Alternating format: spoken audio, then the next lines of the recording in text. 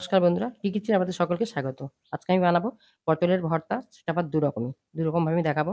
তার জন্য পটলগুলো খুব ভালো করে চেঁচে নিয়েছি, নিয়ে ৪ টুকরো করে নিয়েছি। এই পটলটা আমি সিদ্ধ করব, এটা ভাজবো।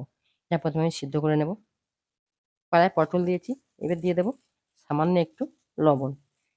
দেবো অল্প একটু জল, খুব বেশি জলের আমার দরকার নেই। দিয়ে এটা আমি ঢাকা দেবো, দিয়ে সিদ্ধ করে নেব। দেখুন পটলগুলো সিদ্ধ হয়ে গেছে আর পটলে একটুও জল নেই। এটা আমি এবার কড়া থেকে তুলে ঠান্ডা করে নেব।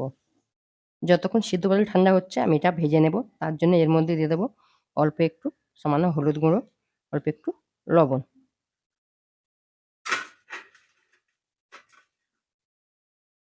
কড়াতে দিয়ে সর্ষের তেল, তেলের মধ্যে দিয়ে দেবো।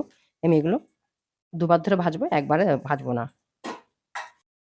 পটল ঠান্ডা হয়ে গেছে, এর মধ্যে দিয়ে দেবো অল্প একটু আদা, একটা কাঁচা লঙ্কা। দিয়ে আমি মিক্সিতে পেস্ট করে নেব। দেখুন পটলগুলো বেশ লাল, লাল হয়ে গেছে। এটা আমি তুলে নেব। এই পটল ভাজা তেলের মধ্যে কয়েকটা রসুন, কয়েকটা শুকনো লঙ্কা আমি ভেজে নেব। দেখুন রসুন আর লঙ্কাগুলো খুব ভালো করে ভাজা হয়ে গেছে। এটা আমি তুলে নেব। ওই তেলের মধ্যে দেব কালো জিরে, একটা শুকনো লঙ্কা, একটু কোচানো রসুন, কোচানো পেঁয়াজ। পেঁয়াজটা একটু লাল করে আমি ভেজে নেব।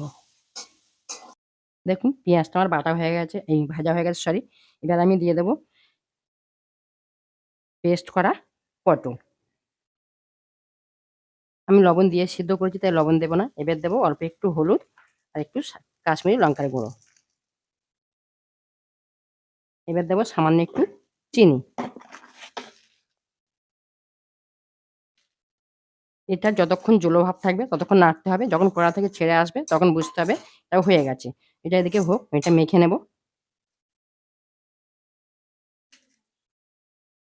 দেখুন কড়াই থেকে ছেড়ে যাচ্ছে, মানে এটা রেডি হয়ে গেছে। এটা আমি নামিয়ে নেব।